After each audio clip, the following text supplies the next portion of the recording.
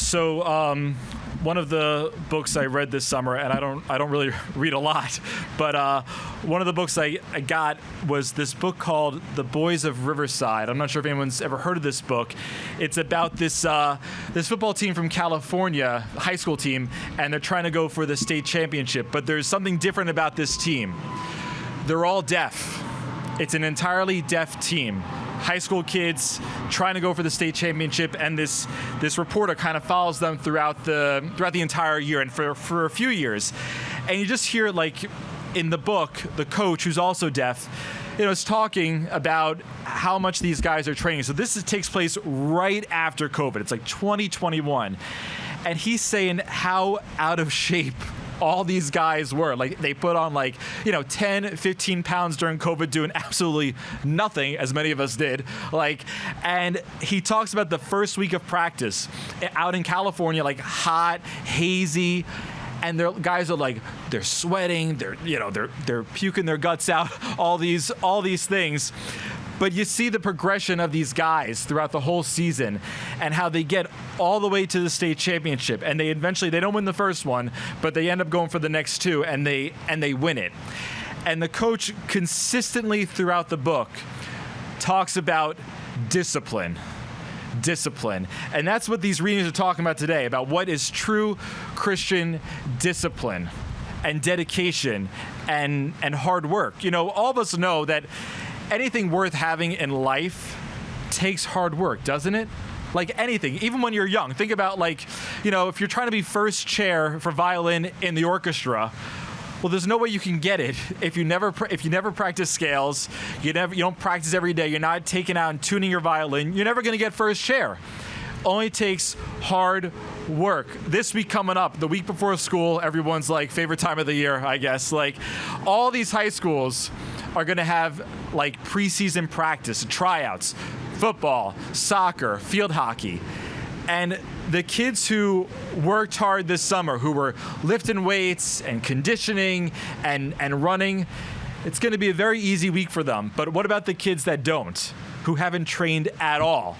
Monday, Tuesday, and Wednesday are going to be long and painful days. We have the Malloy football team here in the back today, and they could tell you about hard work and training this past week for their preseason. Or going for a job interview. If you don't practice the questions and dress the part, why would you ever expect to get the job? Well, the same is true for our Christian faith. When we got baptized, however many years ago, God made us a part of his family. God chose us. We're the chosen people. He chose us, and he says, yeah, you're a part of my family. I love you, but it's going to be hard work. Think about parents. My parents are here today, so I can't say too many bad things about discipline. But, growing up, as many of us here, our parents disciplined us. And when you're young, it comes from a point of why do mom and dad hate us? Why are they making us go to bed early? Why can't we have the extra ice cream? Why do we got to, fill in the blank? But retrospectively, as we get older, we see it differently because we don't see it from a perception of a perspective of they hated us. No, it's that they loved us and they wanted the best. They wanted the best from us. They wanted the best for us. That's what God's talking about. That's what Jesus is talking about today in the gospel. He knows the greatness that we have inside of us. And in order to become great, well, he's going to train us. It's going to be hard work. It's going to be discipline. It's going to be a little painful. And for us as Christians, how does that look? Well, we can't just say, well, we go to Sunday Mass and that's it. That's kind of the bare minimum. That's an obligation. We have to go to Mass. But what more are we doing to train ourselves in faith? Are we taking time every single day, morning and the evening, to pray, to talk to God? Are we getting out our Bibles or, all the different apps that are out there? Ascension Presents, Hallow, all these different things, and trying to really, understand and to learn more about what God is revealing to us? Are we making use of the sacraments all the time? All this stuff is discipline. Discipline, disciple. It's the same root word. God, when Jesus was walking the streets of Jerusalem, he was training those 12 men because he saw the greatness, the potential inside of them, and he wanted to draw it out of them.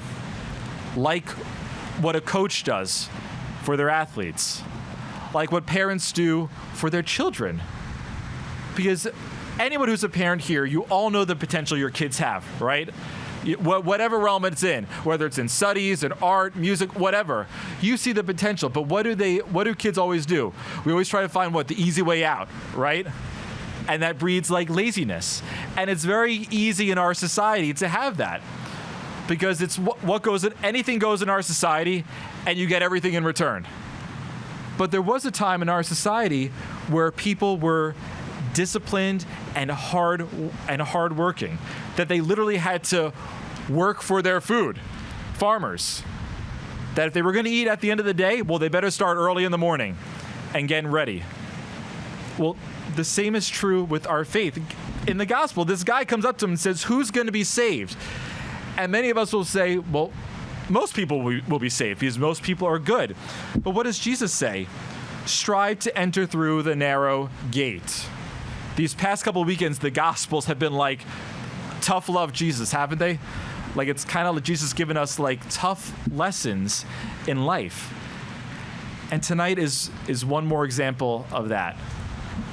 Are we truly striving to see God? Are we truly striving to get to heaven? God gives it to us by grace, of course, but we also have to do our part in that. We also have to take responsibility for being a Christian, for being a disciple, for being a follower of Christ.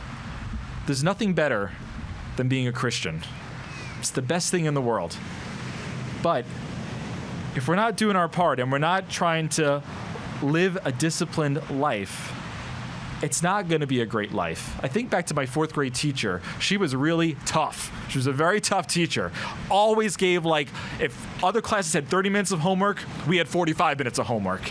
She was like that teacher, very structured, all that stuff. But I look back on my 4th grade year and how much I loved that year. Because of all the good assignments and the projects and the camaraderie of the kids, it was like the highlight of my elementary school career. The title of this book, The Boys of Riverside, the subtitle says A Deaf Football Team and a Quest for Glory. We have a quest for glory too. And it's not always on the football field. It's not always in the workplace. More importantly, our quest for glory is for heaven. God loves us. He loves us. But in the readings today, it says, for whom the Lord loves us, he's going to discipline. And to not run away from that. In fact, to kind of at times lean into it. And to not be afraid. Anything that comes from God is going to lead us to goodness. It's going to lead us to greatness. To not be afraid of that. To have our quest for glory.